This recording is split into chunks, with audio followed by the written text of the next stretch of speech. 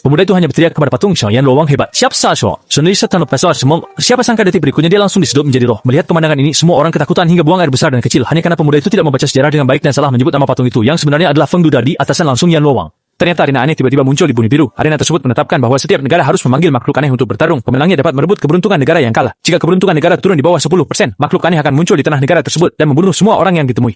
Awalnya Daxia yang memiliki banyak legenda aneh seharusnya berdiri di puncak dunia. Tetapi entah mengapa, orang-orang sekarang bahkan tidak mengenal Heibai Wuchang, sehingga menyebabkan negara Sakura hanya dengan daya tenggung bisa menang 5 kali berturut-turut melawan negara naga. Dan jika kalah 1 kali lagi, nilai keberuntungan nasional Daxia akan turun menjadi 0. Oleh karena itu, para petinggi negara naga menggerakkan seluruh negeri hanya untuk memanggil sebanyak mungkin keanehan. Namun sebagai seorang yang telah melintasi waktu, saya sangat bingung. Menurut apa yang dia katakan tadi, selama pemanggil dapat mengenali pria aneh itu dengan benar, mereka bisa membangunkannya. Jadi jika kita bisa memunculkan 5 tempat aneh, bukankah kita bisa dengan mudah mengendalikan semua keanehan? Di samping, Gao Hao mengejek, apakah saya sudah kehilangan akal? Dari mana ada tempat aneh di Daxia? Hawiya, Nakola Shasu, Toh. Saat ini saya bertanya lagi kepada Newton Mamian. Setidaknya mereka harus tahu tentang Heibai Wuchang. Namun hasilnya tetap tidak tahu apa-apa. Untuk memverifikasi apa yang saya katakan, saya segera mengeluarkan ponsel dan mulai mencari informasi. Tetapi tidak menemukan apapun tentang dunia bawah. Saat itulah saya menyadari dunia ini telah mengalami jeda budaya. Dengan dimulainya upacara panggilan secara resmi, sebagai pemenang pertama dalam seleksi, Gao Hao menyatakan bahwa dia ingin menjadi yang pertama naik. Saya melihat dia naik dan berbicara banyak. Tetapi akhirnya hanya memanggil 1 hantu kecil. Saya tidak habis pikir, hanya 1 hantu kecil saja dibuat begitu heboh. Tetapi orang berikutnya ternyata mendapatkan karakter yang hebat. Semua orang di bawah panggung sepakat bahwa ini adalah Raja Yama tingkat emas. Buku kehidupan dan kematian menguasai jiwa pertandingan. Utusan hantu dan prajurit bayangan mengubah 9 benua. Junior menyambut Yang Mulia Raja Yama. Aku mendengar nama yang diteriakkan oleh si rambut kuning. Langsung menyadari ada yang tidak beres. Dan benar saja, detik berikutnya dia tersedot menjadi kering. Profesor yang bertanggung jawab meneliti legenda aneh itu juga kebingungan. Masih berpikir, apakah ini mungkin Black Impermanence?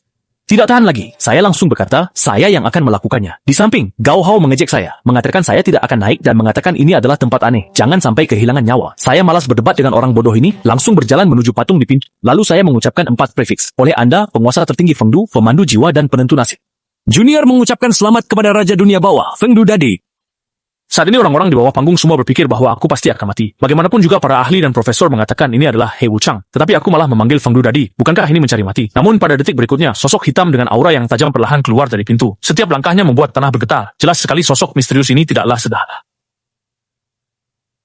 Pada saat itu, seseorang menemukan bahwa ini ternyata adalah tingkat tertinggi merah dari keanehan. Orang-orang merasa bahwa Daxia terselamatkan dan bersorak. Di sisi lain, seiring dengan Longguo memanggil keanehan merah, nilai keberuntungan nasional juga naik menjadi 35%. Petinggi Sakura terkejut bagaimana Daxia bisa memanggil keanehan merah. Sementara itu, saya berlutut di depan Sang Kaisar dan menyatakan bahwa sekarang keanehan asing sering menyerang Daxia. Jadi saya memohon kepada Sang Kaisar untuk turun tangan menghapus kejahatan asing. Pada saat itu, Dewa Agung berkata bahwa untuk menghapus kejahatan harus dimulai dari sekitarku. Kemudian dia menyuntikkan energi merah ke dalam diriku. Setelah itu, Dewa Agung memintaku untuk membuktikan kekuatanku sendiri. Lalu dia masuk ke dalam gerbang neraka dan menghilang. Orang-orang di bawah panggung sama sekali tidak mengerti apa maksud dari dewa besar ini. Tetapi saya sangat jelas, karena di antara kita ternyata ada pengkhianat. Saya menoleh ke arah Gao Hao, bertanya apakah sekarang seharusnya memanggilnya Shansha Gao Hao atau Matsumoto Gao Hao. Seseorang di samping masih tidak percaya. Rasa saya hanya menuduh sembarangan. Tetapi Gao Hao sama sekali tidak berniat untuk terus berpura-pura. Dia langsung menyebutkan nama.